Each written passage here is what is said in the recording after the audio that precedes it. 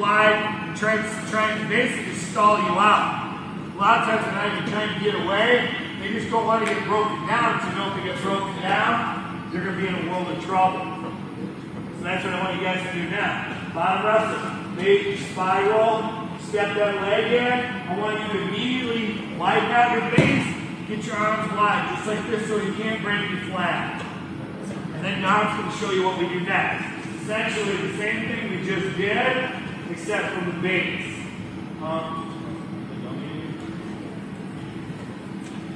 So, like you said, this is essentially the same move from the base, and we're actually going to show you this move another time once more later in the camp from another position.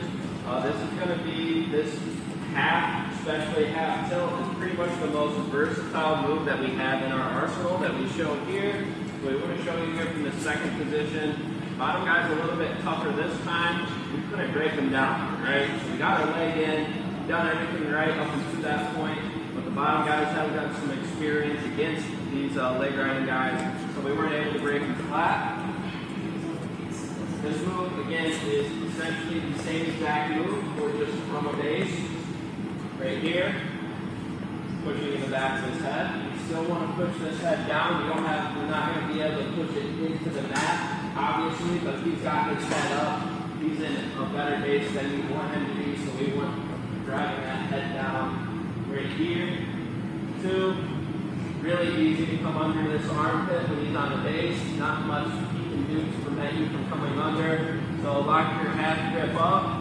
Same exact half grip. We're going wrist over wrist. From here, all we're going to do, step up high, even a little bit easier to do. We're not bunched up in a ball like broken flat. Kind of more in like a spring-loaded stance position here. We elevate, just like that. Same principle as when we do a broken flat. We're trying to bring this post underneath him a little bit so that he doesn't have anything kickstand out to stop him from turning where we want him to.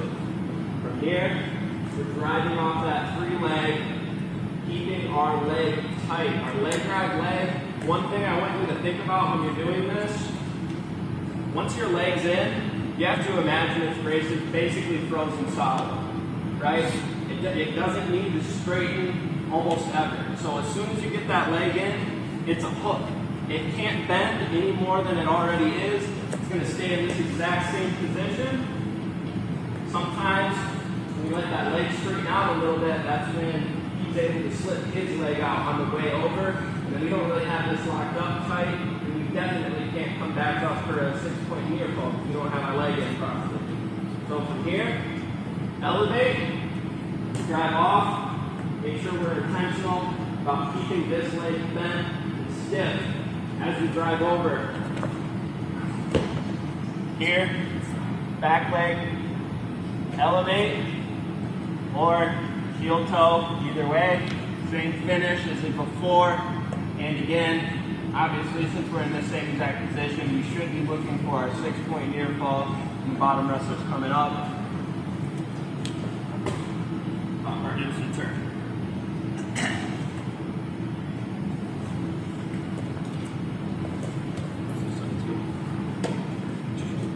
More time here. So you've got this locked up. We're stepping up high. We're elevating. Once we've elevated his chest up, we've got this arm in the air. His only post is out here right under him. Driving off, shifting our weight to the half side, and we're keeping our leg right leg stiff. To your finish. And again, always looking for your 6-point near fall.